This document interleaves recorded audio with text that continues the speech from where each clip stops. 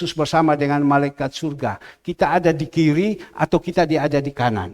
Tetapi saya berdoa, Bapak Ibu yang dikasih Tuhan. Tuhan menjanjikan juga, aku naik ke surga. Kamu jangan gelisah, kamu jangan takut. Aku akan utuskan Roh Kudus untuk turun di dalam kehidupan kita masing-masing. Roh Kudus ini yang menyemangati kita. Roh Kudus yang memberikan kekuatan kepada kita. Roh Kudus yang berbicara kepada kita. Supaya waktu kita menghadapi masalah-masalah, kita kuat. Coba kita sama-sama membacakan dulu di dalam Kisah Para Rasul 1 ayatnya ke-8. Kisah Para Rasul 1 ayat ke-8. Saya percaya Bapak Ibu mau menangkap baik-baik dan Bapak Ibu dapatkan firman Tuhan ini, pindahkan di dalam kehidupan kita. Terima dengan pikiran yang jernih, hati yang bersih. Supaya kita kuat menghadapi ini. Kita melihat di dalam Kisah Para Rasul 1 ayatnya ke-8. Ya. Tetapi kamu akan menerima kuasa kalau Roh Kudus turun ke atas kamu. Dan kamu akan menjadi saksiku di Yerusalem, di seluruh Yudea, Samaria, dan sampai ke ujung bumi. Ayat 9. Sesudah ia mengatakan demikian, terangkatlah ia disaksikan oleh mereka, dan awan menutupinya dari pandangan mereka. 10. Ketika mereka sedang menatap di langit, waktu ia naik, tiba-tiba berdirilah 2 orang yang berpakaian putih dekat mereka. Dan berkata kepada mereka, hai orang Galilea, mengapa kamu berdiri melihat ke langit? Yesus ini yang terangkat ke surga meninggalkan kamu, akan datang kembali dengan cara yang sama seperti kamu melihat dia naik ke surga. Nah Bapak Ibu yang dikasih Tuhan, ini adalah kebenaran firman Tuhan. Ini bukan cerita Petor Gareng. Ini bukan cerita sejarah. Tetapi ini nyata. 2000 tahun yang lalu terjadi. Dan saat ini juga akan terjadi di dalam kehidupan kita. Kalau 2000 tahun yang lalu kita melihat melalui Theophilus membicarakan Tuhan Yesus itu terangkat. Naik ke surga. Murid-murid itu pada waktu itu pada gelisah, bingung dan lain-lain. Gimana? Tapi Tuhan bilang jangan kamu takut, jangan kamu gelisah. Ya, di rumah Bapa aku sudah siapkan tempatnya semua untuk kita. Ya, dan sekali kelak Tuhan akan datang. Nah, sekarang Tuhan akan datang. Bisakah kita siap untuk terangkat apa tidak? Tapi saat ini mari kita sama-sama belajar di dalam satu kebenaran. Di dalam Kisah Para Rasul 1 dikatakan, tetapi kamu akan menerima kuasa. Ya. Kalau Roh Kudus turun atas kamu, dan kamu akan menjadi saksiku di Yerusalem, di seluruh Yudea, Samaria, sampai ke ujung bumi. Yang saya mau berbicara kepada Bapak Ibu yang dikasihi Tuhan. Hari ini khusus Tuhan taruhkan kepada saya tentang Roh Kudus. Karena itu adalah janji Tuhan. Dan kita percaya janji Tuhan tidak akan tidak tergenapi. Janji Tuhan pasti tergenapi. 2000 tahun yang lalu. Mungkin Bapak Ibu berkata, Pak itu 2000 tahun yang lalu. Saat ini juga Tuhan berjanji kepada kita. Tuhan saat ini ada di surga. Dia sedang menyediakan tempat untuk kita. Dan dia berkata, satu saat sudah selesai, saya akan datang bersama malaikat surga untuk menjemput kita. Kita tahu, senantiasa saya menyampaikan kepada Bapak Ibu, bersama dengan malaikat surga datang, seperti gembala memisahkan kambing dan domba. Kambing ada di sebelah kiri, domba ada di sebelah kanan. Kira-kira saya, kira-kira Bapak Ibu yang dikasih Tuhan, kalau Tuhan Yesus datang, apakah kita juga termasuk orang-orang yang terangkat apa tidak? Itu yang paling penting. Sekali lagi, kira-kira Bapak Ibu, bila mana saat ini Tuhan Yesus datang, kita termasuk orang-orang yang terangkat atau tidak? Kita ada di bagian kirinya atau ada di bagian kanannya? Itu dulu yang paling penting. Kira-kira kita kalau dipanggil sama Tuhan, saat ini wa inna lillahi rajiun.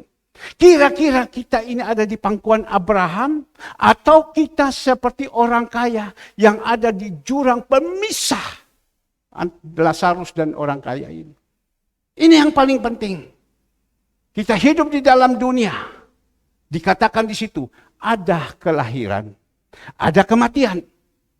Pengkhotbah 3 ayat 1 dan 2. Ada kelahiran, ada kematian. Kira-kira waktu kita meninggal, ya, tempatnya kita sudah tersedia apa tidak? Itu yang paling penting. Kadang kita jadi manusia, kita sibuk di dalam dunia ini saja. Sibuk yang ada di dalam dunia ini. Kita mengejar apa yang ada di dalam dunia. Kita mengejar apa. Tapi kita tidak pernah berpikir satu saat itu kita pulang. Kita tidak pernah berpikir. Sekarang kakak saya, dia barusan mendapatkan diagnosa dari luar negeri, dari Malaysia. Bahwa kamu sekarang ada kena kanker prostat. Dia bingung. Terus istrinya paksakan sama dia, operasi. Dia hanya ngomong kepada saya mau operasi apa? Saya sekarang ini sudah umur 73 tahun. Kalau saya operasi, oke, mungkin habis 1 miliar atau habis 500 juta. Ya dapat apa? Tapi saya kalau habis operasi kan badan saya tuh semua di dalam kan sudah diedel-edel. Ya. Kalau saya dilepaskan begini, mungkin dengan ada macam begini, 2-3 tahun, 4 tahunnya, sudahlah umur 75-76 saya pulang sudah dapat apa. Tapi jangan sampai saya operasi, habis itu saya selesai operasi, sudah buang uang begitu banyak. Oke, buang uang terserah. Ya. Tapi yang paling penting, jangan saya tidur terus di ranjang, terus disodok terus macam begini. Teman saya, sampai sekarang saya mau kontak sudah tidak bisa lagi sama dia. Sudah ada di rumah pulang, masuk lagi. Sudah ada di rumah pulang, masuk lagi. Sudah ada di rumah pulang, masuk lagi. Bukan masuk kemana, masuk rumah sakit lagi. Sedot terus. Coba Bapak Ibu. Tapi yang penting kakak saya dia bilang apa? Saya ini kan paling sekian lama saya sudah pulang. Mungkin kalau tidak operasi, sudahlah 2-3 tahun lagi. Ya mungkin saya dipanggil. Ya sudah, mau jadi apa ya jadi apa. Mereka itu adalah orang-orang yang mundur daripada Tuhan. Dia sudah tidak begitu mau percaya lagi, tetapi saya terus beritahukan kepada dia. Kalau nanti engkau pulang, apakah ada tempat di atas? Nah itu loh, jelek orang kalau sudah mundur daripada Tuhan. Maka itu Tuhan katakan, ya waktu itu dia khotbah tentang akhir zaman. Ya, banyak sekali orang murtad. Akhir-akhir zaman ini Tuhan izinkan banyak sekali orang murtad. Apalagi barusan ada pandemi. Gereja sudah tidak tatap muka. Gereja hanya melalui online. Semua pada sudah zona aman di luar. Sudah tidak mau lagi datang kepada Tuhan. Itu juga yang paling berbahaya. Sehingga mereka jauh. Nah pagi hari ini. Oleh kemurahan Tuhan. Tuhan itu baik. Saya berpikir Tuhan. Minggu ini saya mau menyampaikan apa. Ya, kepada jemaat Tuhan. Tuhan hanya bilang. Kasih tahu kepada mereka. Mereka butuh Roh Kudus. Mereka membutuhkan Roh Kudus. Kalau Roh Kudus itu ada di dalam kehidupan kita, kita mampu dalam menghadapi semuanya masalah. Pergumulan boleh banyak, segalanya semua. Tapi kalau ada Roh Kudus dalam hidup kita, kita bisa ada kata ucapan syukur. Bisa ada kata ucapan syukur kepada Tuhan. Nah pagi hari ini kita belajar satu kebenaran firman Tuhan. Dan kita melihat di dalam ayatnya ke-8 tadi, ya sampai dengan ayat 11 kita sudah baca. Dan kita melihat di dalam ayat 12. Ya, Kisah Para Rasul 1 ayat 12. Rasul-rasul menanti. Karena itu janji Tuhan. Tuhan Yesus naik ke surga. Selama naik ke surga. Dan dia janjikan. Ya, akan utuskan Roh Kudus. Dan kita melihat. Pada waktu itu 50 hari. Hari Pentakosta. Mulai Tuhan Yesus naik. Tuhan Yesus naik, di situ murid-murid mereka pergi. Dikatakan di dalam ayatnya yang ke-12. Maka kembalilah rasul-rasul ke Yerusalem dari bukit yang disebut Bukit Zaitun. Yang hanya seperjalanan Sabat jauhnya dari Yerusalem. Setelah mereka tiba di kota, naiklah mereka ke ruang atas, tempat mereka menumpang. Mereka itu ialah Petrus, Yohanes, Yakobus, Andreas, Filipus, dan Thomas, Bartimius, dan Matius, Yakobus bin Alfeus, Simon orang Selot, dan Yudas bin Yakobus. Murid-murid Tuhan, semua pada waktu itu mereka bersatu. Selain siapa? Selain Yudas yang dipecat karena jual Tuhan. Mereka undi, mereka mendapatkan siapa? Matias yang masuk. Jadi ke-12 murid ini, dia orang duduk di kamar loteng. Mereka duduk di kamar loteng, mereka berkumpul bersama-sama. Untuk apa? Menanti pencurahan Roh Kudus. Sekali lagi, mereka tunggu di kamar loteng, mereka tunggu di dalam jemaat surya kebenaran, tunggu di dalam gereja, beribadah kepada Tuhan, menanti pencurahan Roh Kudus. Menanti pencurahan Roh Kudus. Pagi hari ini juga, kalau Tuhan sudah taruh seperti ini, kita juga mari jadi anak-anak, belajar daripada rasul-rasul ini. Mereka tahu bahwa Tuhan Yesus sudah naik dan Tuhan Yesus janji kamu akan diberikan kuasa kalau Roh Kudus ada. Mereka siap 12 murid ini. Tapi karena Yudas itu sudah dipecat, digantikan mereka undi, siapa yang mereka masukkan? Matias. Mereka kumpul sama-sama di kamar loteng. Untuk apa? Memuji, memuliakan nama Tuhan. Nah Bapak Ibu yang dikasihi Tuhan, kembali lagi firman Tuhan ini, kita juga disuruh. Untuk apa? Memuji, memuliakan nama Tuhan. Supaya Roh Kudus ini penuh dalam kehidupan kita. Penuh dalam kehidupan kita. Karena Tuhan berjanji. Dikatakan di dalam ayat 11. Dan berkatalah kepada mereka, hai orang-orang Galilea, mengapa kamu berdiri melihat ke langit? Yesus ini yang terangkat ke surga, meninggalkan kamu, akan datang kembali dengan cara yang sama seperti kamu melihat dia naik ke surga. Akan datang juga dengan cara yang sama. Tuhan Yesus akan datang menjemput kita. Tapi sebelum tanda-tanda Bapak Ibu yang dikasihi Tuhan, Tuhan Yesus datang menjemput kita. 2 Timotius 3 ayat pertama. Ketahuilah hari-hari itu Tuhan izinkan ada kesukaran-kesukaran yang begitu luar biasa. Ya. Ada kesukaran-kesukaran yang begitu luar biasa. Tuhan Yesus mau datang, Tuhan izinkan supaya semua terangkat. Jangan ada satu pun yang tertinggal. Ya. Dia izinkan kesukaran-kesukaran. Tuhan izinkan kesukaran-kesukaran. Agar supaya apa? Kita datang mencari Tuhan. Kita datang berharap kepada Tuhan. Kita datang mengandalkan Tuhan. Bukan kita jauh daripada Tuhan. Sebab kalau kita jauh daripada Tuhan, kita tidak akan kuat. Bagaimana kesukaran-kesukaran yang datang di dalam kehidupan kita? Ya, tidak ada roh yang memberikan kekuatan kepada kita. Roh Kudus itu dia seperti dinamo yang menyemangati kita. Roh Kudus itu dia seperti obat yang memberikan kita kuat.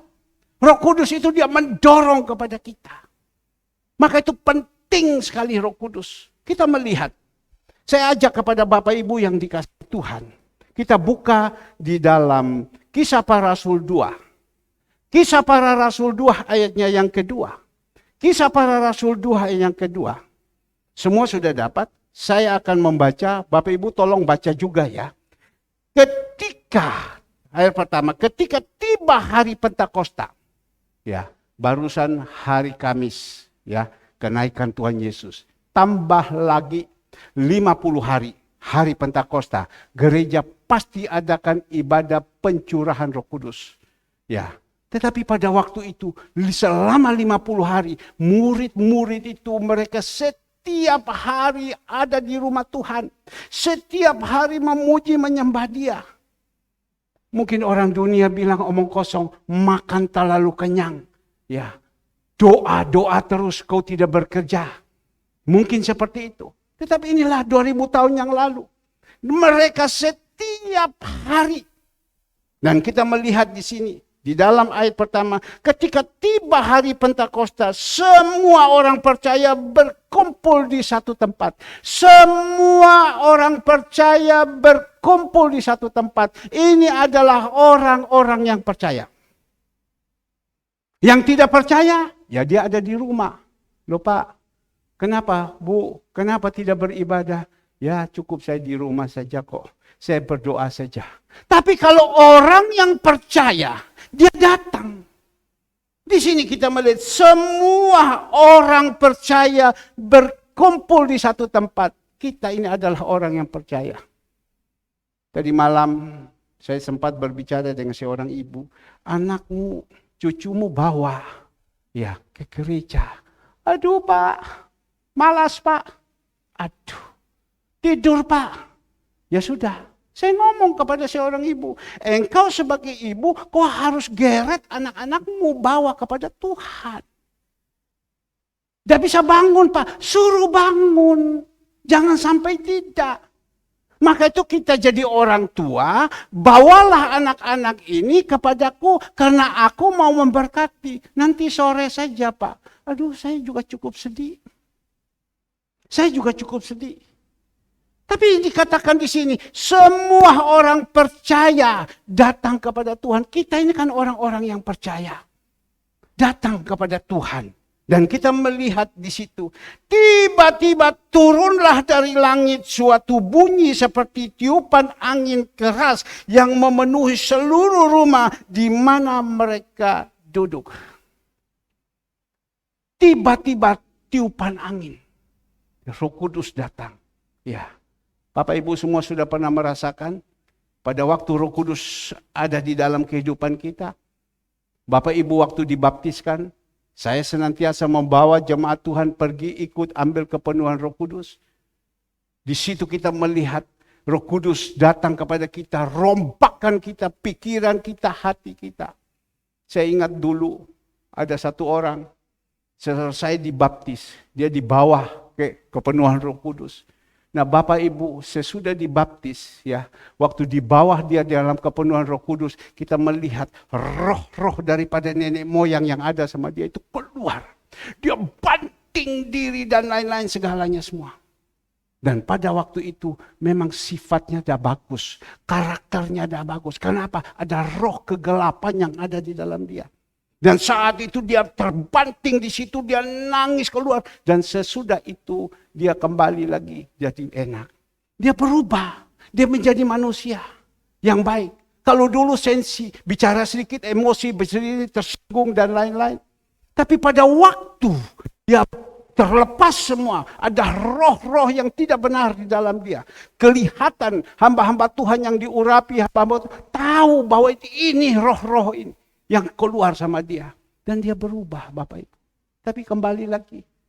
Sehingga itu tinggalkan lagi. Jadi kembali lagi seperti manusia lama. Saya hanya berdoa kepada Bapak Ibu yang ada di sini. Yang sudah mendapatkan Roh Kudus di dalam kehidupan kita. Jangan sampai ada roh-roh kembali lagi. Karena apa? Dikatakan satu. Dia keluar. Dia katakan aku akan pergi. Tapi ingat, saya akan kembali.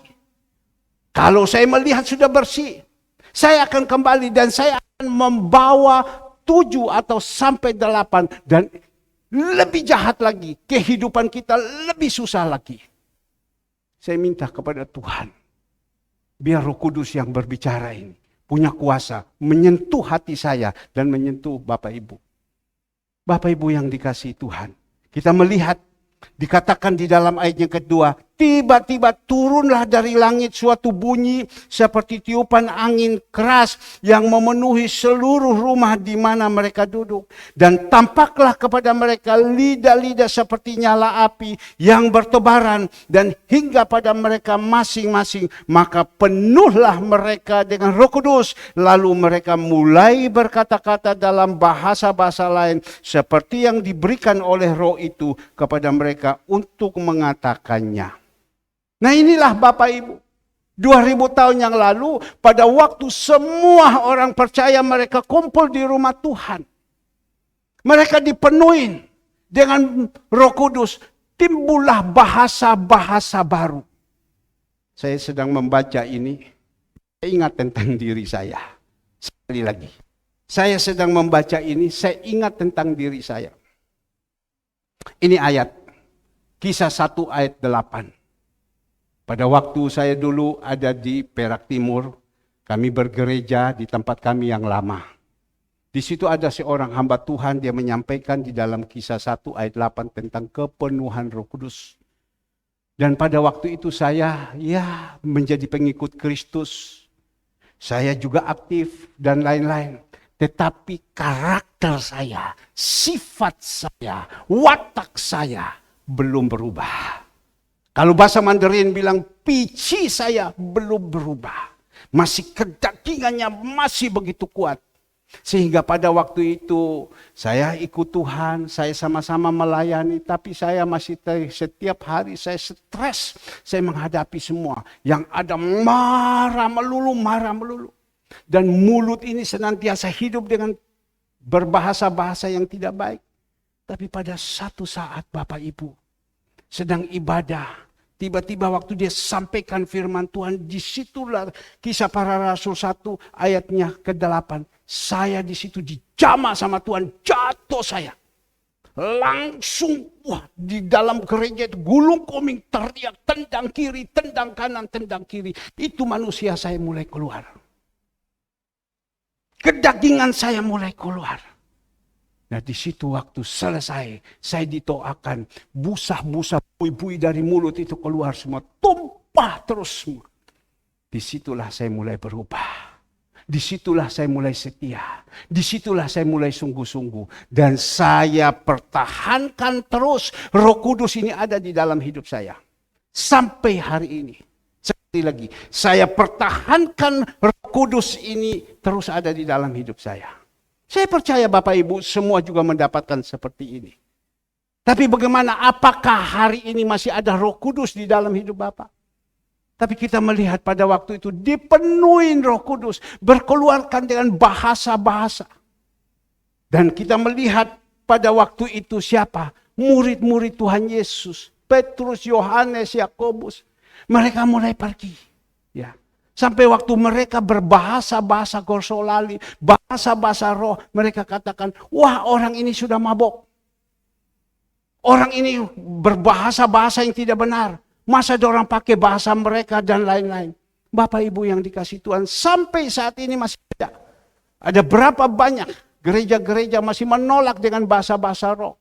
Mereka masih berteriak, itu sesat dan lain-lain. Ya, tetapi kita yang mengerti firman Tuhan ini, kita melihat, saya akan baca. Maka penuhlah mereka dengan Roh Kudus, lalu mereka mulai berkata-kata dengan bahasa-bahasa lain seperti yang diberikan oleh Roh itu kepada mereka untuk apa? Mengatakannya. Waktu itu Yerusalem diam orang-orang Yahudi yang saleh dari segala bangsa di bawah kolong langit. Ketika turun bunyi itu, berkerumunlah orang banyak. Mereka bingung karena mereka masing-masing mendengar rasul-rasul itu berkata-kata dalam bahasa mereka sendiri. Ya, bahasa apa ini? Sikilabasan dalama sikiarabasan dalama sakalabasaka. Ya, bahasa sandal. Kadang ada satu penghinaan. Maka itu tadi waktu nyanyi mau masuk itu Tuhan bilang engkau berbahasa roh. Engkau berbahasa roh. Karena roh itu powerful untuk kita. Kita bisa berbahasa roh itu powerful untuk kita. Ingat 2 hari yang lalu ada renungan keluarga Allah.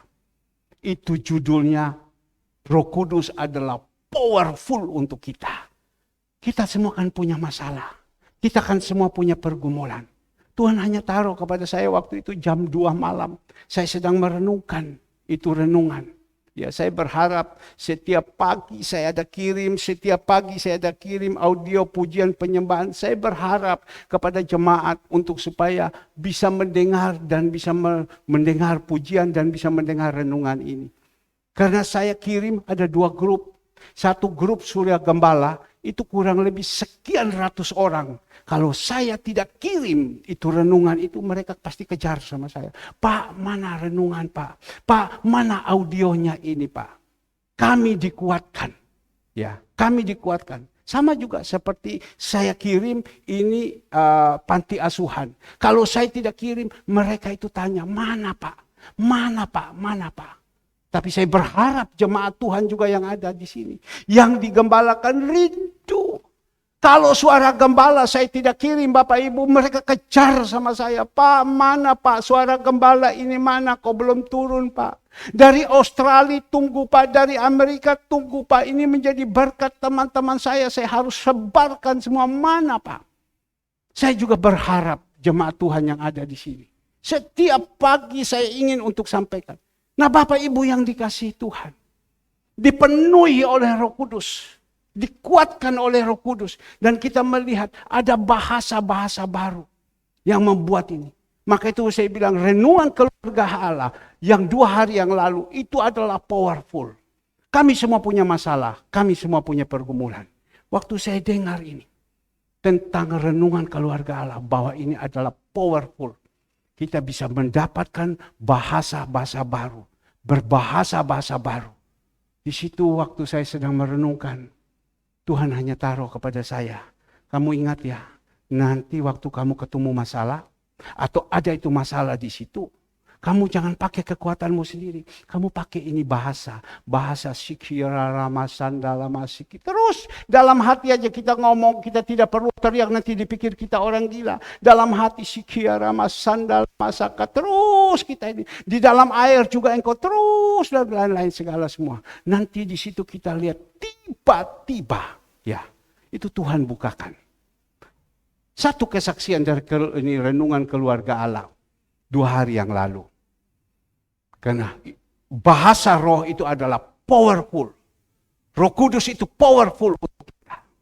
Satu cerita, satu anak perempuan dia kerja di rumah makan. Dan pada waktu itu pulang sudah malam hari. Ya, tapi waktu itu mau pulang ke rumah tidak ada bemo lagi. Tidak ada kendaraan untuk mengantarkan dia sampai di rumah. Tapi sebelumnya dia pulang, pemilik dari rumah makan ini ngomong kepada dia, kamu mau pulang kendaraan tidak ada, oke kalau begitu saya bungkuskan 5 potong ayam. Kasihkan kamu, ya oke. Saya percaya semua itu izinkan Tuhan ada rencana. 5 potong ayam, dia bawa 5 potong ayam. Dia dapat itu ayam, dia berangkat. Ya, berangkat untuk perjalanan mungkin cari bemo. Dan pada waktu ada di jalan, dia tidak dapat bemo. Dia tidak dapat kendaraan untuk ditumpangi sampai di rumahnya karena sudah terlalu malam. Dia jalan di lorong, tiba-tiba di situ ada beberapa orang jahat. Perampok-perampok yang ada di situ. Mereka datang ketemu sama dia. Waktu ketemu sama dia di perjalanan situ, mereka geret sama dia. Ayo ke sini. Geret ke situ. Waduh, dia bilang Tuhan ini gimana? Tetapi dia ingat dia berbahasa roh. Dia berbahasa roh. Tiba-tiba ada suara masuk kepada dia. Ini ayam kamu buka. Dengar baik. Ini ayam yang dibawa kamu buka. Kamu buka, kamu robek-robek ini ayam kamu buang. Taruh di tempat sampah. Sekali lagi. Ada suara. Saya percaya itu adalah suara daripada Roh Kudus. Ada suara. Ayam ini bawa kepada dia. Ke sampah. Kamu robek-robek. Ternyata dia bawa. Kenapa kok suara gini? Tapi dia mau nurut. Ya, dia mau nurut. Dia ambil ayam yang dia bawa. Dia sobek-sobek. Dia buang di tempat sampah. Pada waktu di tempat sampah itu ada anjing beberapa yang lapar lagi mau makan. Cari makanan. Nah Bapak Ibu yang dikasihi Tuhan, waktu dia buang itu ayam, sampai waktu dia buang, tiba-tiba anjing datang kerumun semua. Kerumun semua lihat, dan di situ yang penjahat-penjahat yang mau rampok sama dia. Disitulah Tuhan bisa menguasai anjing itu. Janggong sama orang-orang yang berbuat jahat, kejar sampai lari semua. Nah kesimpulan kita melihat, dia mendapatkan suara. Dia mendapatkan suara dan suara itu dia lakukan. Sama juga dengan Bapak Ibu yang dikasihi Tuhan. Itu penting makna daripada Roh Kudus yang memberikan kepada kita, lakukan ini, lakukan ini. Saya hanya satu. Pada waktu saya dapat, Tuhan taruhkan kepada saya. Pada waktu engkau ketemu masalah nanti, ya, engkau berbahasa roh. Engkau berbahasa roh. berbahasa roh. Ya, seperti tadi, Sikia Rama Sanda Lama Sakala Basanda. Oh, haleluya, Engkau baik Tuhan, Engkau baik Tuhan. Oh, Ramaya Rama Sakala Masanda. Kita berbahasa begitu. Nanti kita akan lihat Tuhan akan berbicara kepada kita. Tuhan akan berbicara kepada kita. Kalau masih ada Roh Kudus di dalam hidup kita. Tapi kalau Roh Kudus sudah tidak ada, Roh Kudus yang ada itu daging yang main. Ada datang masalah, kita bukan datang minta penuntun Tuhan, yang ada itu daging, yang ada itu marah. Nah ini loh Bapak Ibu, kita butuh di dalam hari-hari ini. Adalah ketahuilah hari-hari yang terakhir ini ada kesukaran-kesukaran. Waktu kita menghadapi kesukaran-kesukaran, bagaimana kita harus menghadapinya? Bagaimana kita harus mengambil keputusannya? Maka itu Bapak Ibu, kesukaran boleh kesukaran. Masalah boleh masalah. Tetapi kalau ada Roh Kudus di dalam kehidupan kita lain. Saya ambil satu contoh. Hari Jumat, saya sudah bicara di Zoom dan saya bilang nanti saya akan saksikan. Hari Jumat, saya melihat pada waktu itu pengeluaran terlalu besar. Wah, ini hari Jumat harus keluarkan dana ke panti. Belum lagi hari Sabtu, dana sudah zero, sudah tidak ada. Ya saya diam. Saya bilang Tuhan, kalau memang diizinkan ini masih ada, ya kau kirimkan dana. Kalau tidak, ya sudah. Saya hanya berbicara karena mengandal full kepada Tuhan. Singkat cerita, saya sudah lihat, saya bawa dalam doa. Pada waktu saya bawa dalam doa selesai, saya naik sudah di loteng, saya pikir saya mau istirahat. Tapi sebelumnya saya baca tentang kepenuhan Roh Kudus. Saya naik sudah di loteng. Saya naik di loteng, Tuhan bilang HP-mu nyalakan. Karena saya waktu itu habis doa, HP-mu nyalakan, saya nyalakan. Tiba-tiba Bapak Ibu, saya ke kamar mandi. Yang Tuhan katakan nyalakan HP. Saya ke kamar mandi, tiba-tiba HP saya bunyi. Kering. Loh, ada apa ini? Saya keluar, siapa? Saya melihat, kok teman saya. Kok ada telepon? Ngapain dia telepon sama saya, teman saya? Yang beberapa saat ketemu saya di Batu. Dia ngomong kepada saya. Ayi, dia bilang. Orang yang kenal nama saya kecil itu, dia tahu. Ayi, dia bilang. Kantor kamu di Torowitan ya? Dia bilang begitu. Ya, saya bilang. Dia punya nama Kocong. Kenapa Kocong? Ya, saya ini kantor saya di Demak. Saya mau pergi kontrol kapal di pelabuhan. Apakah bisa kalau saya sini lewat Torowitan, bisa saya mampir? Dia ngomong begitu. Ya, saya bilang kenapa tidak? Coba dengar, jangan ngantuk. Ya. Kenapa? Bisa, saya bilang. Dia bilang saya ini kok mau datang ke sini. Ya sudah, saya kasih tunjuk di mana jalan dia datang. Tiba-tiba dia masuk. Dia masuk, Bapak Ibu dia lihat begini. Waduh, luar biasa ya. Ini tempat ini luar biasa ya. Kok enak sekali ya. Ini orang masuk udah mau keluar lagi. Waduh, enak ya. Dia masuk, dia ketemu istri saya. Dia tanya sama saya, mana dapur 3? Dia bilang. Karena dia lihat itu ada dapur-dapur. Mana dapur 2, mana dapur 1, mana dapur 4. Dia tanya, mana dapur? Dia katakan kepada saya. Dan pada waktu itu saya katakan kepada dia, saya bilang dapur tidak di sini. Dapur ini ada di rumah masing-masing. Mereka ditugaskan untuk buat masakan dan dikirimkan ke panti. Oh begitu ya, bagus ya. Jadi gimana cara? Saya buatkan juga untuk jemaat. Mereka juga bisa bekerja. Dan juga mereka bisa urus semua macam begitu. Waduh bagus gini. Mana dia bilang saya masuk di dalam. Aduh. Dia tanya kenapa ya? Saya tadi datang ke sini dalam perjalanan itu seperti ada suara. Engkau datang ke sini, engkau datang ke sini, engkau datang ke sini. Ya, coba lihat. Engkau datang ke sini, engkau datang ke sini. Orang cinta Tuhan, orang rendah hati sekali. Dan waktu itu mana anak kamu? Dia bilang. Mana anak kamu? Karena saya sudah 30 tahun tidak pernah ketemu. Mulai saya jadi hamba Tuhan, saya udah lepas. Dulu sama-sama seperjuangan di pelabuhan. Waktu anak saya, Andre, saya bilang itu ada di sebelah. Oh ya, 1. Oh ya, Nyok. Gimana? Kamu sekarang kerja apa? Andre bilang, saya juga kerja untuk luar pulau punya hubungan dengan saya punya om. Dan iya. Habis itu melayani Tuhan juga ya. Bapakku sih ya. Dan singkat cerita. Mana anak kamu yang perempuan? Saya panggil turun, ngomong. Dia ceritakan juga dia apa yang kerjakan kuliah. Ngomong tentang foto. Dan wah ya. Hehehe, senang dia. Dan waktu itu dia duduk. Bagaimana? Apakah boleh saya ikut ambil bagian dalam panti? Coba bayangkan. Pada waktu itu dana tidak ada. Ya, sudah habis. Saya berpikir, apakah boleh saya ikut ambil bagian dalam panti? Boleh. Saya bilang langsung. Karena ada Roh Kudus yang ada di dalam saya berbicara. Maka itu saya bilang, Kocong, Tuhan suruh datang ke sini. Karena di sini dana sudah tidak ada. Jadi Tuhan suruh sama kau. Wih begitu ya. Puji Tuhan ya. Berarti saya juga dipakai Tuhan ya. Tolong kirim nomor rekening. Disitulah kembali kita semangat. Karena apa? Karena ada Roh Kudus. Ya. Pakai kepada dia. Dan kita berkenan kepada Tuhan. Disitulah Tuhan kirimkan. Saya pada waktu itu bukan putus asa. Saya ya serahkan saja kepada Tuhan. Dan juga Bapak Ibu yang dikasih Tuhan. Pada waktu hari Jumat. Biasanya pagi-pagi sudah dituliskan di situ peduli kasih.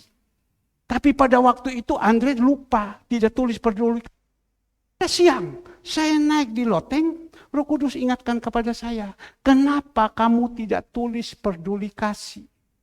Sekali lagi, kenapa kamu tidak tulis peduli kasih? Kirimkan kepada jemaat. Oh iya ya, saya langsung telepon Andre. Iya lupa Bapak. Saya bilang lakukan. Siapa yang mau lakukan? Nah Bapak Ibu yang dikasih Tuhan. Itu peranan. Roh Kudus. Maka itu Bapak Ibu yang dikasih Tuhan. Roh Kudus yang ada di dalam kehidupan kita. Kita yang sudah dipenuhi. Kita jaga baik-baik. Jangan sampai Roh Kudus itu keluar dari kehidupan kita. Kebanyakan banyak jemaat-jemaat Tuhan, hamba-hamba Tuhan mengatakan.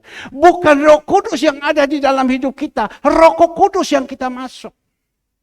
Bukan Roh Kudus yang ada kepada kita. Roh kuda yang ada di dalam kehidupan kita. Roh dunia yang ada kepada kita. Pagi hari ini kita menghadapi masalah di depan. Yang Tuhan izinkan penuh dengan kesukaran. Kita mau mampukan dengan jalan apa? Mau mampukan dengan jalan apa? Coba kita melihat. Mau memampukan dengan jalan apa? Dengan kekuatan sendiri, dengan kedagingan kita akan capek. Capek Bapak Ibu. Tapi kalau ada Roh Kudus di dalam hidup kita, Roh Kudus itu bisa memampukan kita supaya bisa ada satu ucapan syukur. Bisa ada satu ucapan syukur. Maka itu pada waktu itu, saya hanya berpikir, kadang kita manusia, namanya manusia, masih dalam kedagingan, kepingin orang mempersembahkan itu banyak. Ya kan? Wah ini orang besar yang datang, pasti dia mempersembahkan yang banyak. Pasti kepingin macam begitu. Ternyata pada waktu saya kirim. Ya, waktu saya kirim sama dia. Dia bilang, tolong kirim rekening. Saya kirim sama dia. Bapak Ibu yang dikasih Tuhan. Dia kirim waktu untuk jatah 3 hari. Dia kirim jatah untuk 3 hari. Untuk minggu depan ini, untuk 3 hari. Dia kirim jatah. Secara manusia, ini kan orang besar. Kapalnya saja 45. Kalau dia kasih cepet, no PTO, sapeteo, atau 300 juta ampar, kecil bagi dia. Apalagi saya dekat. Tapi kenapa kalau dia kasih jatah hanya 2-3 hari saja? Kalau 1 hari omong kosong 1 juta, 1 hari 2 juta, mungkin dia kirim 3-4 juta saja. Atau dia kirim 5 juta. Kenapa dia tidak kirim banyak? Kan kadang kita manusia ini kan tamak. Tidak bisa mengucap syukur. Loh kok uang ini saja. Tapi Tuhan taruh di dalam hati saya. Ucap syukur. Ucap syukur. Ucap syukur. Ya. Sebab apa? Saya ingat waktu doa Zoom. Ibu Fung bilang. Ya. Kita ini kalau sudah diberkati banyak. Jadi suam-suam kuku. Betul kan? Kita ini kalau sudah diberkati banyak, sudah tidak mau berdoa lagi. Jadi som-som kuku, itu firman rema di dalam kehidupan saya. Itu firman tertegur di dalam saya. Kadang kita jadi manusia itu kepingin yang banyak. Dan sudah banyak, sudah tidak mau berdoa, sudah tidak mau harapkan Tuhan lagi. Padahal Tuhan sudah mengatakan, hari ini cukup untuk hari ini. Besok ada kesusahan lagi. Betul Ibu Cu? Betul toh Ibu Cu ya dulu ya? Hari ini cukup untuk hari ini. Besok ada kesusahan lagi. Maka itu Bapak Ibu yang dikasih Tuhan. Pagi hari ini kita melihat Roh Kudus ini begitu luar biasa. Dia memampukan, dia memberikan kekuatan dan dia memberikan kita kuasa. Ya, kuasa itu yang paling penting. Saya ingat di dalam Matius 28 ayatnya ke-18. Coba kita melihat dulu. Matius 28 ayatnya ke-18. Ya. Matius 28 ayat ke-18. Yesus mendekati mereka dan berkata kepadaku, telah diberikan segala kuasa di surga dan di bumi. Kita tahu semua Tuhan Yesus pada waktu mati, dia bangkit. Dan waktu dia bangkit, dia menampakkan diri kepada murid. Dia datang mendekatkan diri kepada murid-murid pada waktu itu. Dan dia katakan ya bahwa kepadaku telah diberikan segala kuasa di surga dan di bumi. Dia sudah naik di surga. Dia mendapatkan kuasa di surga dan di bumi. Dan apa yang dia perintahkan? Pergilah, jadikan bangsa ini muridku. Tuhan Yesus sendiri berbicara kepada murid-murid. Pergilah, jadikanlah bangsa ini murid-muridku. Saya percaya kalau kita mau pergi menginjil kepada orang-orang, kalau kita tidak punya kuasa, percuma. Sekali lagi, kita mau pergi menginjil, mau menyampaikan orang, bicara kepada orang, kalau kita tidak punya kuasa, percuma, abab itu kosong. Ya, saya sekarang ini puji Tuhan, saya mendapatkan satu minyak, namanya Nemo. Ya, Nemo. Untuk apa? Rambut yang habis ini semua disemprot. Dan lihat rambut saya yang putih semua biasanya habis semir 2-3 hari keluar lagi. Saya kasih ini. Obat itu bagus. Punya power. Saya gosok, saya sama istri saya. Rambut saya ini kelihatan hitam ya. Cuma yang habis ini masih ada. Tapi ya saya pakai. Itu ada kuasa. Itu obat itu. Satu kali beli saya tidak salah tahu, Anda bilang 600.000. Saya semprot. Habis mandi saya semprot. Nanti kalau simpama berhasil saya akan kasih kepada Bapak Ibu. Coba juga yang rambut-rambut yang macam begitu. Maka itu rambut saya sekarang hitam. Nah sama juga dengan ini. Kalau kita sudah diberikan kuasa, kita diberikan untuk berbicara. Bapak Ibu yang dikasih Tuhan. Saya ingat dulu saya waktu datang kepada Leoni dulu, Eksan di rumah. Mereka ini dulu adalah orang sembayang-sembayang. Ya, malah di dalam sembayang-sembayang mungkin juga mereka pentolan. Saya ingat sekali. Ya, dulu. Waktu saya datang, saya menginjil kepada mereka. Saya dibawakan, saya ketemu Leoni lagi duduk di kursi ini. Di pintu dia lagi duduk seperti begini dengan kaos celana pendek. Ya, Eksan juga macam begitu. Tapi kan saya datang menginjil. Saya beritahukan kepada mereka tentang Yesus. Dan di situ pada waktu pertama kali mereka dengar, terkutuklah hati mereka. Mereka datang. Mereka mau percaya. Datang kepada Ibu Cu untuk menginjil. Ibu Cu oke, datang. Tapi Pak Kartonya yang susah. Ingat Bu ya, Pak Kartonya susah. Untuk tidak punya prinsip. Ya. Tidak punya hati yang teguh dan lain-lain. Tapi Tuhan izinkan dengan caranya Tuhan. Pada waktu dia sakit, dia mau ambil untuk sembahyang leluhur, dia lihat Tuhan Yesus. Dan disitulah dia bertanya, Mama, mana pendeta itu saya mau ketemu? Betul tak Cicu ya? Saya percaya, karena itu karena kuasa Roh Kudus. Maka itu Tuhan katakan, pergilah, jadikanlah bangsa ini muridku. Ya. Ajar mereka, baptis mereka. Karena apa? Kita telah mendapatkan kuasa. Juga seperti kita. Kita melihat di dalam Kisah Para Rasul 1 ayat ke-8. Ya. Kalau kita sudah menerima kuasa, Tuhan janjikan, nanti kamu akan menerima kuasa. Coba keluarkan. Ya. Kisah 1 ayatnya ke-8. Kisah 1 ayatnya ke-8. Agak cepat, tolong.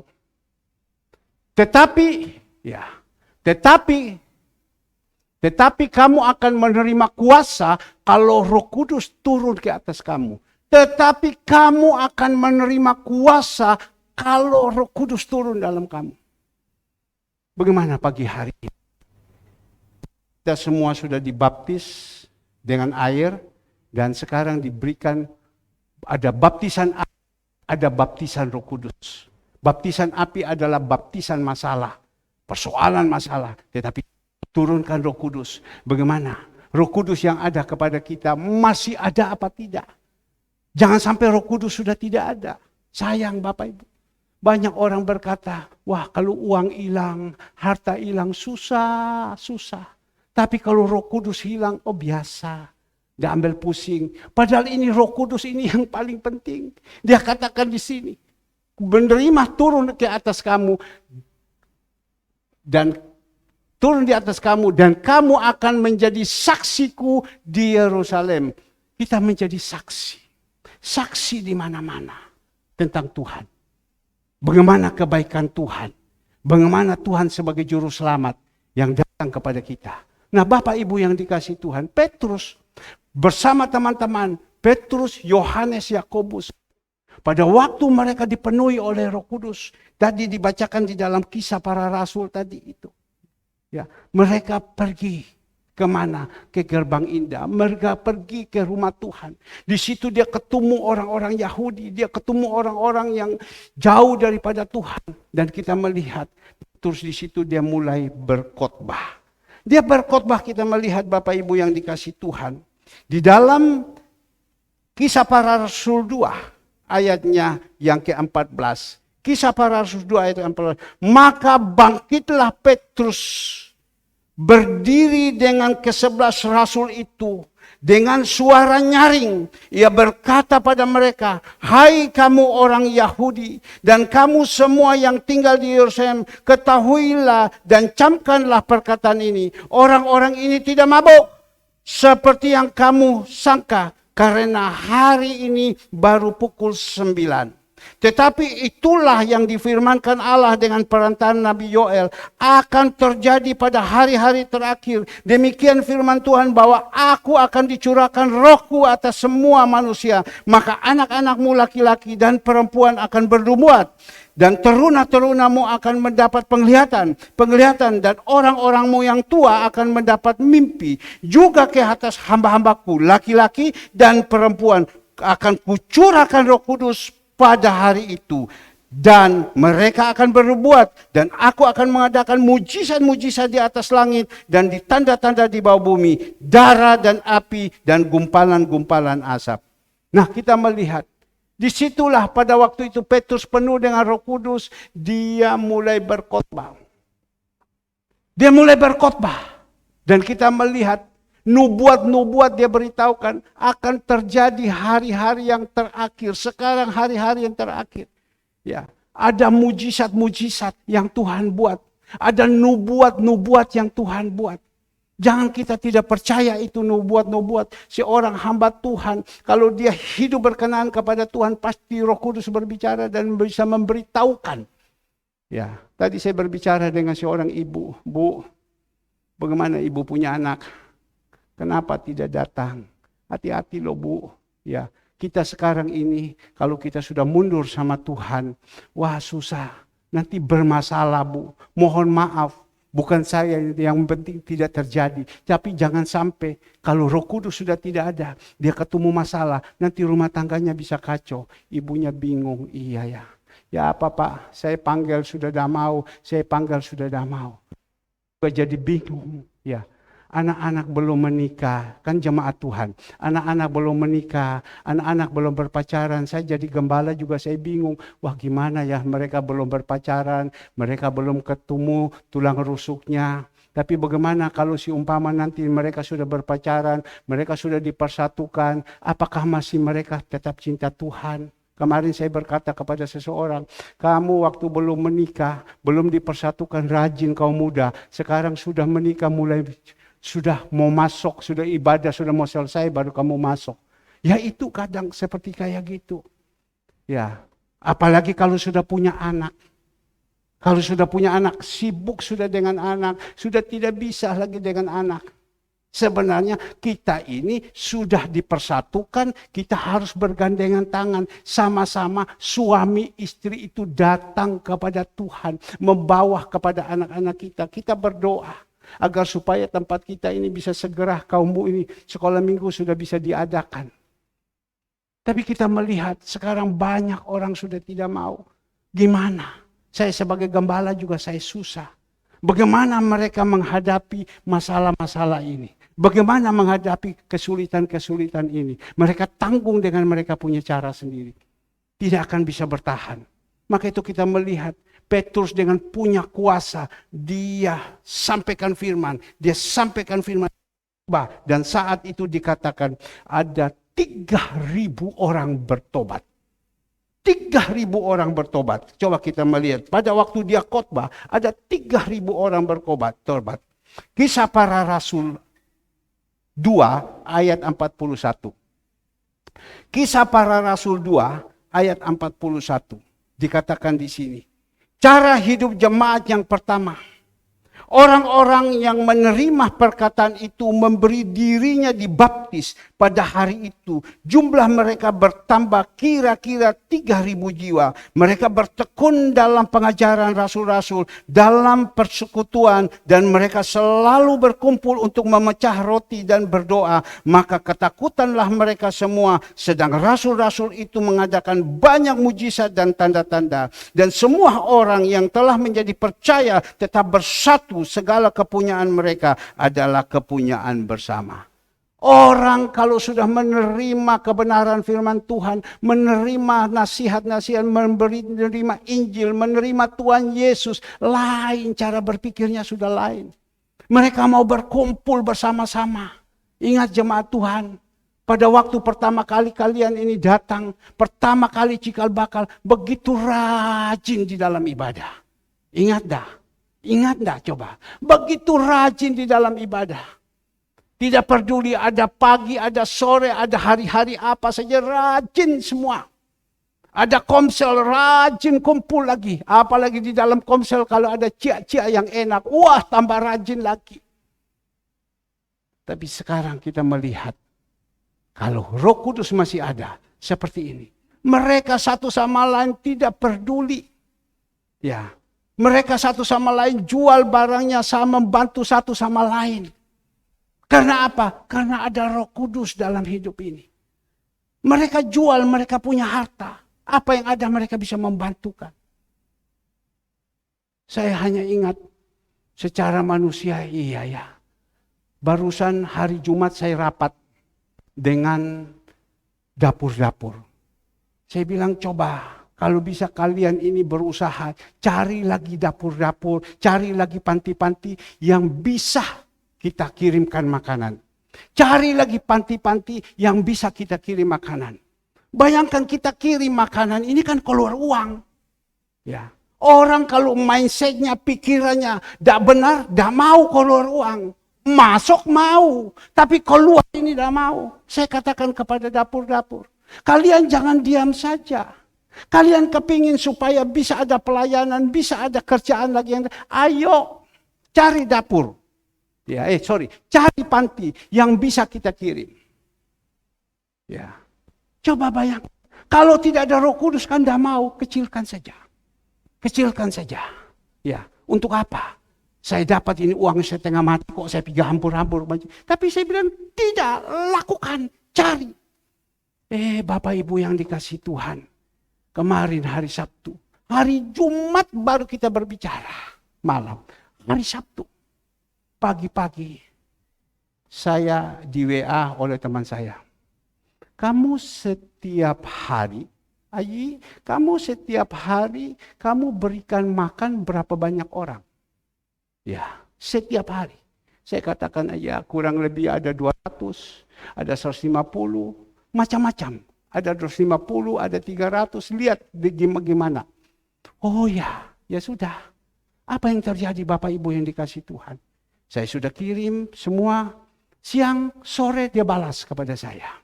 Bolehkah kami punya panti asuhan? Dia bilang, kami punya panti asuhan. Si orang pengusaha, dia juga ikut ambil bagian dari jemaat mereka. Kami punya panti asuhan. Tetapi dah jalan, dia bilang. Dah jalan, dia bilang.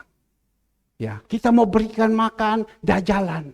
Ya sudah, apakah bisa, dia bilang. Kalau bisa ya tidak usah paksa. Sekali saja kasih makan orang kita. Dia mau begitu. Oke, tolong. Saya mendengar itu, saya senang Bapak Ibu. Itu kan dia punya nama kan Cutluy, keluar uang. Tapi saya bilang, oke, bawa. Tolong, oke, bisa ya. Sekali saja, jangan sekali saya bilang. Setiap minggu kami akan kirim. Sekali lagi. Jangan sekali, setiap minggu kami akan kirim. Orang kalau mindsetnya tidak berubah. Hanya ego diri sendiri, dah mau. Ini kan per dia, udah usah bayar, kasih cuma-cuma. Kalau masuk itu oke, kirim-kirim. Ya. Tapi ini kan tidak, keluar uang. Saya berpikir, kok hati saya, kok senang sekali ya. Senang sekali hati saya. Oke, saya bilang, dia kirim. Dia kirim ini alamatnya dan lain-lain. Oke, saya berbicara. Saya tanya kepada ibu ini, di mana kamu punya panti? Dia kasih tahu bla bla bla bla. Ada berapa banyak orang? Ada 70 sekian orang. Oke, baik. Saya jalankan. Ya, mulai minggu depan saya jalankan. Dapat apa Pak? Kalau Bapak mau jalankan, Bapak punya mau bukan? Pokoknya setiap minggu kita kasih makan. Setiap minggu kita kasih makan. Coba bayangkan. Ya, secara manusia kadang kita ini kelabakan. Dana ini bagaimana? Dana bagaimana? Tetapi kan setiap hari kan ada Tuhan kirim uang. Tiap hari Tuhan kirim. Setiap hari. Saya ngomong kepada teman saya, dia bilang, enggak usah lah. Dia bilang, kalau setiap hari juga kan kasihan. Namanya mereka dunianya, kedagingannya masih ada. Oh, tidak, saya bilang. Kami sudah jalankan mulai dari bulan 12, bulan 1 sudah jalankan sampai sekarang dan tidak pernah stop. Jalan terus, saya bilang. Singkat cerita kemarin berbicara, oke. Saya bilang, Bu, jalan. Makanya tadi saya bilang sama Tiffany, bagian admin, kamu pergi kontrol dulu. Jadi kemarin berbicara dengan pemimpinnya di situ. Dan waktu itu Tiffany bilang, ini pernah kita dulu jalankan. Tetapi kita mau masuk ke dalam itu tidak bisa. Karena ada orang bilang tidak boleh masuk. Jadi kita mundur. Kita sudah layani 2-3 kali. Tapi kita mundur Bapak Ibu. Kita mundur. Karena apa? Tidak benar. Tapi saya berbicara kepada dia. Baik Pak. Selasa mau pergi ke sana atau Senin mau pergi ke sana. Pemimpinnya atas sendiri datang. Untuk menunjukkan dan mereka akan memberitahukan ini ya panti kita. Ya.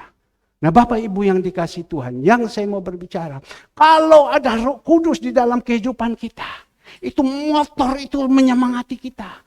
Lakukan ini, lakukan ini. Kemarin saya ada kacang hijau. Saya bawa, biasa saya pasti saya bawa, ya waktu saya mau pergi berenang, saya bawa 5 kacang hijau. Saya kasih dia bagian orang kolam renang dengan orang bagian steam. Waktu saya kasih, dia bilang kacang hijau apa ini Pak? Saya bilang ini kacang hijau kami setiap hari Sabtu kita kasih makan orang-orang asing. Orang-orang yang tidak punya kemampuan dan lain-lain. Kami setiap hari untuk panti asuhan kami berikan makan, Dia hanya jawab begini, itu orang seberang loh. Pak, Bapak lakukan macam begitu, Bapak tidak pernah kekurangan. Sekali lagi, Bapak lakukan seperti itu, Bapak tidak kekurangan. Karena itu Bapak buat untuk Allah. Itu orang seberang juga ngomong kayak gitu. Dan juga kita Bapak Ibu yang dikasih Tuhan, pentingnya Roh Kudus. Kalau ada kepada kita, dia suruh kepada kita, ayo lakukan. Saya merasakan bangga. Tadi pagi saya bilang, Tuhan terima kasih. Baru hari Jumat saya berbicara, ayo dapur-dapur kalian cari, ayo dapur-dapur kalian cari. Ya cuma ha-ho. Tetapi Tuhan masih pakai saya. Bersyukurlah saya yang dipakai. Bukan dapur-dapur yang dipakai, saya yang dipakai. Maka seorang pemimpin yang betul-betul dia takut sama Tuhan, Tuhan pakai. Saya bilang, ayo dapur-dapur lakukan ini. Saya bersyukur Tuhan bisa memakai orang ini. Ya, bisa. Dan saya bilang, jalan. Nah, Bapak Ibu yang dikasih Tuhan, kalau tidak ada Roh Kudus di dalam kehidupan kita, mana kita mau? Zaman sekarang ini zaman susah. Zaman ini sekarang zaman edan. Cari uang susah, kejahatan di mana-mana kejahatan ada. Tapi kalau tidak ada Roh Kudus, mana kita mampu? Maka itu Bapak Ibu yang dikasih Tuhan. Yang saya mau berbicara peranan Roh Kudus dalam kehidupan kita. Saya berbicara dengan anak saya. Kalian ingat ya, setiap Sabtu harus tabur. Bukan saya paksa, tapi saya ajarkan mereka. Saya didik mereka harus tabur. Orang-orang dekat saya ngomong, tabur. Harus tabur. Ya. Karena apa? Kau tabur ini buat untuk Tuhan. Mungkin kau berpikir, waduh Pak, gimana? Saya punya uang sisa sekian. Saya mau tabur bagaimana Pak? Ya, Tuhan tidak pernah berutang. Tuhan sanggup kalau kita tabur.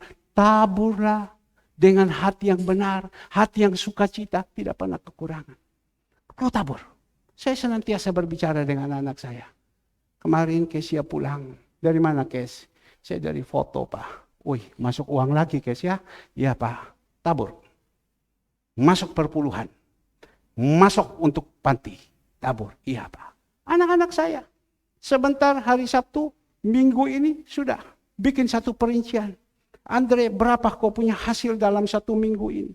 Berapa kau punya uang perpuluhan? Berapa kau harus tabur kepada panti? Kau harus tabur. Saya didik. Karena tidak pernah lihat. Orang yang lakukan itu dia pernah kekurangan. Ya. Tapi motivasi kita, jangan motivasi seperti ini. Saya hanya teringat Bapak Ibu. Saya tidak berbicara orang. Tetapi saya berbicara selama saya melayani Tuhan. Sekali lagi, selama saya melayani Tuhan, 20 sekian tahun. Ya, ada orang-orang di dekat-dekat saya, mereka tidak pernah ikut dukung di dalam pelayanan. Mereka tidak pernah dukung untuk membeli alat-alat musik. Mereka tidak pernah dukung dalam pelayanan-pelayanan kita. Tapi saya melihat ada orang di dalam pelayanan ini, mereka dukung senantiasa. Dengan apa yang ada mereka dukung. Orang-orang yang tidak pernah dukung, saya melihat ini. Sekarang mereka kan tidak pernah dukung, berarti duitnya kan banyak. Betul apa tidak? Itu kan matematika. Kan duit banyak, kan tidak keluar, berarti banyak. Tapi saya tidak pernah melihat mereka berkelebihan. Malah mereka tambah susah sekarang. Kemarin baru saya ngomong kepada istri saya. Kamu lihat si A itu. Tidak pernah ikut dukungan dalam pekerjaan Tuhan. Tidak pernah. Tapi tidak pernah berkelebihan. Malah mereka tambah susah. Malah mereka tambah susah. Kamu lihat orang ini. Yang dukung. Saya bukan ngomong apa. Ya, yang dukung. Kamu lihat dia tidak pernah kekurangan. Ada saja. Nah, kembali lagi. Kita minta kepada Tuhan. Sebab yang kita tabur ini adalah tabur untuk Tuhan. Tabur untuk Tuhan. Nah, Ibu yang dikasihi Tuhan. Pagi hari ini kita belajar. Pada waktu Petrus dipenuhi oleh Roh Kudus. Dia punya kuasa yang keluar dari mulutnya. Dan saat itu dia pergi ke Gerbang Indah. Sampailah di sana kita melihat di dalam Kisah Para Rasul 3. Ayatnya yang kedua. Kisah Para Rasul 3. Saya boleh baca di dalam ayat yang ke-1. Petrus menyembuhkan orang lumpuh. Petrus ini kan adalah dengan teman-temannya yang dipenuhi oleh Roh Kudus. Dikatakan pada suatu hari, ayat pertama. Pada suatu hari menjelang waktu sembahyang, yaitu pukul 3 petang. Naiklah Petrus dan Yohanes ke bait Allah. Di situ ada seorang laki-laki yang lumpuh sejak lahirnya. Sehingga ia harus diusung. Tiap hari orang itu diletakkan dekat pintu gerbang bait Allah yang bernama Gerbang Indah untuk meminta sedekah kepada orang masuk ke dalam bait Allah. Ketika orang itu melihat bahwa Petrus dan Yohanes hendak masuk ke bait Allah, ia meminta sedekah. Mereka menatap dia dan Petrus berkata, "Lihatlah kepada kami." Lalu orang itu menatap mereka dengan harapan akan mendapat sesuatu daripada mereka. 6, lihat, tetapi Petrus berkata, "Emas dan perak tidak ada padaku, tetapi apa yang kupunyai kuberikan kepadamu. Demi nama Yesus Kristus orang Nazaret itu, berjalanlah." Kita melihat pada waktu dipenuhi oleh Roh Kudus, Petrus pergi di Gerbang Indah. Sampai di situ ada orang yang lumpuh. Orang lumpuh ini lumpuh pikirannya, lumpuh hatinya. Orang kalau sudah lumpuh pikirannya, sudah lumpuh hatinya, kerjanya apa? Sakwelas. Benar kan? Orang kalau pikirannya sudah lumpuh, hatinya sudah lumpuh, pikirannya sudah buta, hatinya sudah buta, hidupnya pasti susah. Karena dia sudah tidak bisa berpikir. Pikirannya seperti orang ini. Lumpuh dari kecil. Kerjanya apa? Pergi ke Gerbang Indah meminta-minta. Maka itu Bapak Ibu yang dikasih Tuhan. Ini yang seperti ini butuh Petrus-Petrus yang datang. Ya.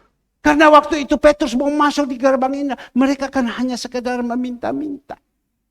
Jadi orang kaipang. Meminta-minta. Kenapa? Sudah lumpuh pikirannya, lumpuh hatinya. Kemarin dulu ada seseorang telepon kepada Andre. Andre, kamu kalau bisa Andre di gereja itu, ya, sampaikan firman Tuhan, ya, yang tegas, ya. Karena banyak sekarang orang itu sudah lumpuh pikirannya, hatinya sudah lumpuh, sehingga hidup mereka ini sudah tidak benar. Ya, ajar tata krama, ajar ini, ajar ini, ajar ini. Ya, jadi Andre bilang, iya baik ini. Andre offerkan kepada saya. Papa ini ada orang telepon kepada saya. Dia bilang kalau pesan, kalau mau nyampaikan firman supaya ajar ya tentang kehidupan. Bagaimana jadi orang kehidupan yang baik. Ya, dia harus jadi orang bisa berterima kasih. Dia harus bisa mengucap syukur dan lain-lain. Minta supaya ada kuasa berbicara. Karena hari-hari ini berapa banyak orang sudah tidak tahu berterima kasih. Orang sudah tidak mau pedulilah yang lain-lain. Lumpuh pikiran mereka sehingga mereka susah. Seperti ini. Petrus datang. Beritahukan. Pada waktu Petrus datang, mereka minta. Tukang minta-minta. Nah, dalam nama Tuhan Yesus saya berdoa. Jemaat Surya Kebenaran. Biar jemaat Surya Kebenaran ini bukan sekarang lagi meminta-minta, memberi. Ya. Kita kan sudah naik di dalam level yang naik lagi. Memberi, bukan minta-minta lagi. Mau sampai kapan kita seperti orang lumpuh ini? Kenapa dia minta-minta? Karena pikirannya, hatinya sudah buta. Mohon maaf, kemarin si orang ibu, dia datang ke gereja. Saya katakan kepada istri saya, coba ibu ini yang biasa lakukan ini, dikasihkan persembahan. Dia bilang, Pak, jangan Pak. Saya mulai sekarang saya tidak mau ambil lagi persembahan itu Pak. Saya datang di sini, saya lakukan, saya buat untuk Tuhan. Saya tidak mau lagi persembahan ini. Karena apa? Dia punya prinsip seperti itu. Saya tidak mau lagi persembahan ini. Sudah cukup Tuhan berkati saya. Saya tidak mau lagi. Kalau dulu pertama kali dia mau terima persembahan. Sekarang tidak, sudah. Saya tidak mau lagi persembahan. Saya lakukan untuk Tuhan. Dia mau memberi untuk Tuhan. Ya baik saya bilang. Kalau memang seperti macam begitu. Nah Bapak Ibu yang dikasih Tuhan. Kita melihat orang ini lumpuh. Ya. Tapi Petrus bilang. Jangan kau minta sama saya. Emas dan perak saya tidak ada. Jangan minta sama saya emas dan perak saya tidak ada. Saya hanya punya apa? Tuhan Yesus jalan kamu. Tuhan Yesus bangkit kamu dari kelumpuhan ini. Kita berdoa supaya jangan sampai ada lumpuh-lumpuh di dalam jemaat Surya Kebenaran. Jangan saya jadi orang pelumpuh, tukang lumpuh. Kalau saya lumpuh saya jadi pengemis. Ya. Kalau saya lumpuh, saya jadi pengemis. Tidak, saya tidak mau. Saya tidak mau. Pokoknya saya hanya satu. Saya percaya Tuhan saya Yesus Kristus yang dari dulu 2000 tahun yang lalu sudah lakukan mujizat dan sampai hari ini dia masih lakukan. Saya hanya minta kepada dia, saya hanya minta kepada dia dan nanti dia yang akan kasih. Bapak Ibu yang dikasihi Tuhan, Petrus datang. Jadi Petrus mengatakan, emas dan perak saya tidak punya. Dan saat ini Yesus Kristus ada. Ayo bangun. Itu kuasa. Ayo bangun. Itu kuasa. Seperti yang saya katakan. Loh Ayi, jadi saya datang di sini begini berarti Tuhan suruh. Saya langsung ngomong, Tuhan suruh sama kau datang ke sini. Kita punya kuasa untuk berbicara. Iya ya. Tuhan yang suruh kau. Ya. Karena apa? Saya tunjukkan persis. Kau lihat ini rekening. Loh, sudah ada. Jadi besok bagaimana? Oke, dia bilang. Kirimkan rekening. Kalau kita tidak punya Roh Kudus di dalam kehidupan kita, tidak bisa. Maka itu waktu kirim di situ sama dia, langsung dia transfer, bisa dipakai untuk 3 hari. Ya lumayan, saya bilang. 3 hari kan ada lagi. 4 hari kan ada lagi, 5 hari kan ada lagi. Maka itu harus apa? Kita harus banyak berdoa sama Tuhan. Kalau kita tidak berdoa sama Tuhan, mana kita mampu? Tapi kita melihat, pada waktu punya kuasa Petrus, dia bilang, bangunlah, ikut, jalan. Dan kita melihat, di dalam ayat 7, ya, Kisah 3 ayat 7. Lalu ia meloncat berdiri, lalu berjalan kian kemari dan mengikuti mereka ke dalam bait Allah. Berjalan dan melompat-lompat serta memuji Allah. Seluruh rakyat itu melihat dia berjalan sambil memuji Allah. Lalu mereka mengenal dia sebagai orang-orang biasa. Duduk meminta sedekah di gerbang indah bait Allah. Sehingga mereka takjub dan tercengang tentang apa yang telah terjadi padanya. Nah Bapak Ibu yang dikasih Tuhan, orang kalau sudah ditolong sama Tuhan, ayo pakai mulut ini, pakai hidup ini memuliakan nama Tuhan. Benar kan Bapak Ibu? Ini sudah contoh. Waktu Tuhan sudah pakaikan sama dia, angkat dia. Dia sudah berjalan, dia lari kemana-mana, lompat ke kiri kanan, memuliakan nama Tuhan. Pakai hidup kita ini untuk memuliakan nama Tuhan. Jangan sampai kalau kita sudah diberkati, kita sudah ditolong Tuhan dan lain-lain, kita tidak mau dipakai. Kalau kita tidak mau dipakai, Tuhan bisa pakai orang lain. Ya, ada orang berkata begini, loh kenapa kamu begini-gini? Ya saya tidak diomongi, saya tidak ini, saya tidak ini. Kita punya inisiatif, saya tidak disuruh, biasa kan saya ditulis, tapi tidak disuruh, tidak. Pakai hidup kita ini untuk memuliakan nama Tuhan. Bapak Ibu semua kita yang ada di sini sudah mengerti banyak. Pakai ini hidup. Ya, untuk memuliakan nama Tuhan. Kita diberikan napas saja sekarang ini. Coba kita lihat. Kita diberikan napas saja ini. Ini sudah anugerah Tuhan. Kita diberikan semangat. Itu anugerah Tuhan. Saya bersyukur kepada Tuhan. Saya pada waktu itu tangan saya itu sudah tak bisa, sakit semua. Ya, saya berdoa. Bapak Toga Sirait mengatakan kepada saya, Pak kau minum ini Pak. Dengan tangan setiap hari goyang. Saya lihat Pak Toga Sirait juga, aduh Tuhan sakit. Tapi dikasih tahu, Pak pakai ini sambil berdoa. Dan juga teman saya yang ada yang pengacara di Bogor, dia bilang, Pak, kita ini sudah umur. Jadi tangan ini setiap hari 10 kali putar, 1, 2, tiap hari. Jadi saya keliling setiap hari putar gereja pagi-pagi 4:30. Saya sudah putar kembali lagi. Enak. Ya memuliakan nama Tuhan. Kita kasih tahu, pakai. Apa yang kita dapat kita bagikan. Jangan kita dapat kita sembunyi. Kalau kita sembunyi Bapak Ibu yang kita dapatkan tidak bisa menjadi berkat. Top. Aku dah kasih lagi. Bagaimana Bapak Ibu pagi hari ini? Coba kita renungkan di dalam kehidupan kita. Kita sudah banyak diberkati Tuhan. Saya tidak berbicara uang. Kita sudah banyak diberkati Tuhan. Bagaimana hidup kita ini mau dipakai apa tidak? Kita menginjil saja sama orang sudah bagus. Tadi saya bilang sama Tiffany, kamu ingat ya, hari Selasa kamu pergi dijemur Andayani sana. Ya, pergi jemur Andayani. Kamu coba lihat, itu panti. Minta, itu orang-orang dilihat. Karena pemimpinnya sudah ngomong, Tiffany, nanti waktu kamu datang, kamu kontak saya. Saya nanti akan turun ke situ. Dan saya akan beritahukan semua kepada petugas-petugas di panti ini. Supaya melayani kamu yang baik. Saya bilang sama Tiffany kemarin, tak kenal maka tak sayang. Sekarang Tuhan pakai saya, kenal mereka melalui atasannya, teman saya. Dan bisa lakukan ini. Melayani, pergi ke sana. Minyak buang Pak, Bu. Tol buang Pak, Bu. Semua buang. Ya. Tapi kalau kita tidak mau bagaimana? Kemarin kita melihat ibu-ibu pergi ya ke sana. Itu melayani juga. Saya tanya, mana yang lain? Udah iso Pak, Justip Pak. Waduh, saya bilang, kasih waktu sedikit dulu sama Tuhan. Ayo kasih sedikit dulu sama Tuhan. Kita buat untuk Tuhan, nanti hidup kita ini akan dibuat sama Tuhan. Kasih dulu sama Tuhan. Bukan uang. Kalau kita tidak bisa mempersembahkan, mari hidup ini kita kasih.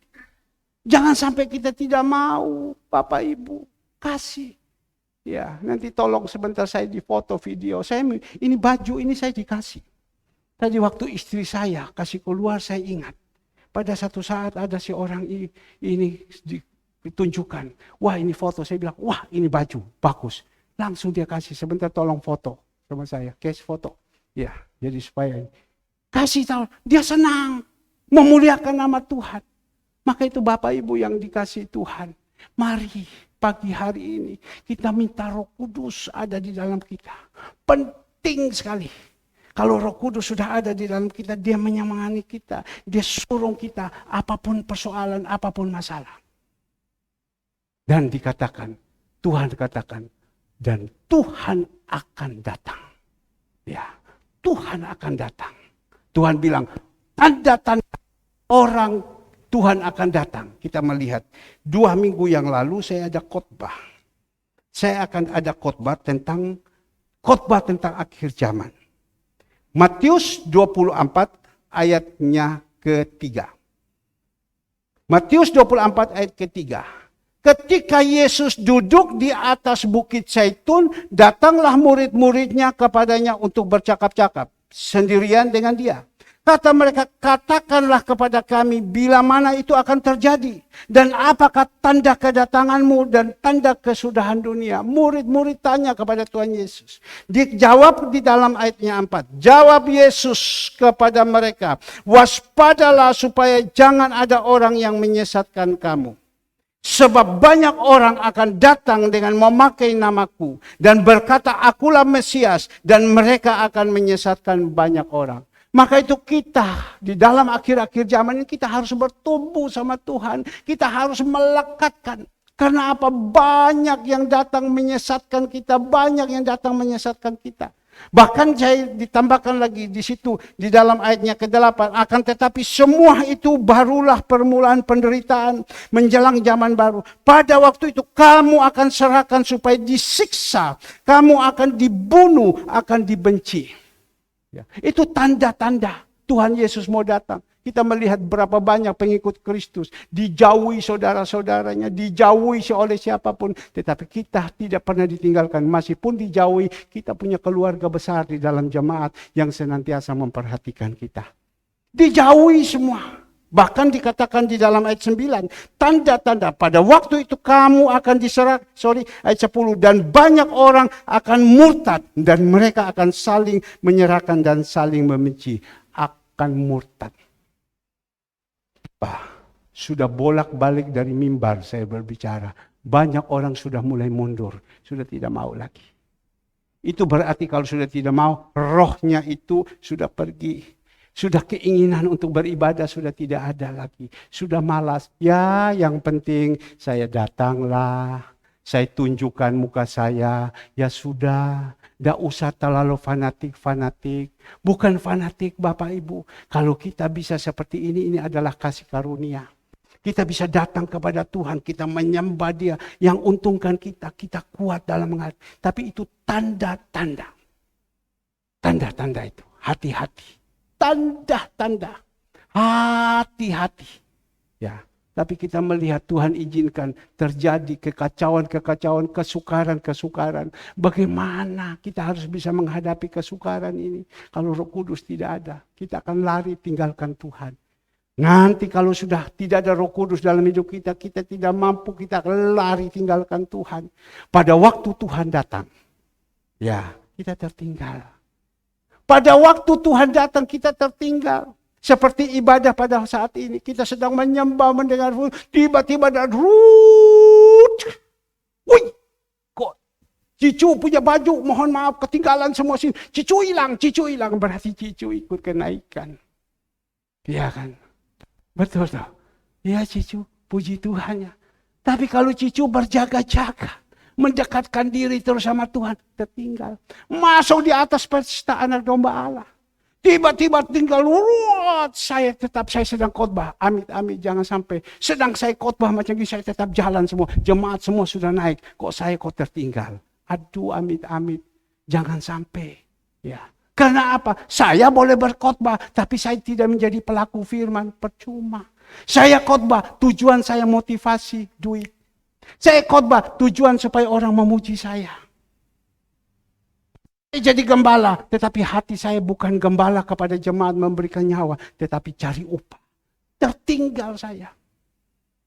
Seminggu lalu, saya masih bilang, wah, karena mau didoakan, tapi sudah malas.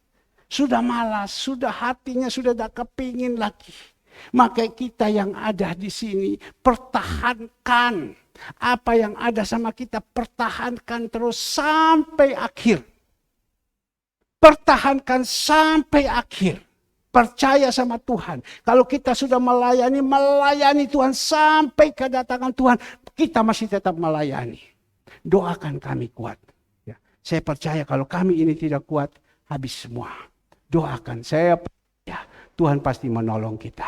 Nah biar pagi hari ini kita yang sudah dengar firman, kita boleh merenungkan baik-baik. Ya, intinya kalau ada Roh Kudus dalam hidup kita, kita mampu untuk menghadapinya. Intinya kalau Roh Kudus sudah keluar dari kita, kita tidak akan mampu. Kita akan lari terbirit-birit. Berdoa supaya kita mungkin yang Roh Kudus sudah keluar. Minta Roh Kudus kau hadir di sini Tuhan. Kau masuk kembali kepada saya. Minta belas kasihan supaya saya semangat lagi. Tapi kalau kita sebagai Kristen KTP yang suam-suam panas dingin. Kan ada kan di dalam Wahyu 3 panas dingin tidak dingin. Tuhan bilang apa? Aku muntahkan. Kita datang. Tapi tidak panas tidak dingin. Ngomong apa ini? Saya tidak tahu. Tinggal tidur sama saya. Tuhan bilang aku muntahkan.